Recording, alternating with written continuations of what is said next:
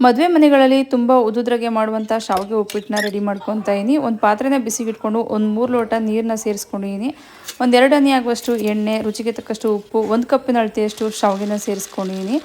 ಒಂದು 7ರಿಂದ 8 ನಿಮಿಷಗಳ ಕಾಲ ಶಾವಿಗೆನ ಚೆನ್ನಾಗಿ ಬೇಯಿಸ್ಕೊಂಡು ಒಂದು ಸ್ಟ್ರೈನರ್ಗೆ ಹಾಕಿ ಒಂದು 3 ಕಪ್ಪು ತಣ್ಣೀರನ್ನು ಸೇರಿಸಿ ಸ್ವಲ್ಪ ಕೂಲಾಗೋಕ್ಕೆ ಬಿಟ್ಟು ಒಗ್ಗರಣೆ ರೆಡಿ ಮಾಡ್ಕೊತಾ ಇದೀನಿ. ಎಣ್ಣೆ, ಸಾಸಿವೆ, ಕಡಲೆಬೇಳೆ, ಹೆಸರುಬೇಳೆ, ಸಣ್ಣದಾಗಿ ಹಚ್ಚಿಟ್ಕೊಂಡಿರುವಂಥ ಈರುಳ್ಳಿನ ಸೇರಿಸಿ ಸ್ವಲ್ಪ ಹೊತ್ತು ಫ್ರೈ ಮಾಡ್ಕೊತಾ ಇದೀನಿ. ಒಂದು 3 ಹಸಿಮೆಣಸಿನ್ಕಾಯಿ, ಒಂದು 3 ಒಣಮೆಣಸಿನ್ಕಾಯಿ, ಸ್ವಲ್ಪ ಕರಿಬೇವಿನ ಸೊಪ್ಪು, ಒಂದು 1/4 ಟೇಬಲ್ ಸ್ಪೂನ್ ಆಗುವಷ್ಟು ಅರಿಶಿಣದ ಪುಡಿ, ರುಚಿಗೆ ತಕ್ಕಷ್ಟು ಉಪ್ಪನ್ನು ಸೇರಿಸಿ ತೊಗರಿ ಕಾಳನ್ನ ಸೇರಿಸ್ಕೊಂಡು ಚೆನ್ನಾಗಿ ಮಿಕ್ಸ್ ಮಾಡ್ಕೊತಾ ಇದೀನಿ. ತೊಗರಿ ಕಾಳೆಲ್ಲ ಸ್ವಲ್ಪ ಸಾಫ್ಟ್ ಆದಮೇಲೆ ಒಂದು ಅರ್ಧ ನಿಂಬೆಹಣ್ಣು, ಸ್ವಲ್ಪ ಕೊತ್ತಂಬರಿ ಸೊಪ್ಪನ್ನ ಸೇರಿಸಿ ಚೆನ್ನಾಗಿ ಬೇಯಿಸಿ ಇಟ್ಕೊಂಡಿದ್ದಂಥ ಶಾವಿಗೆನೂ ಸಹ ಸೇರಿಸಿ ಚೆನ್ನಾಗಿ ಮಿಕ್ಸ್ ಕೊಟ್ಕೊತಾ ಇದ್ದೀನಿ.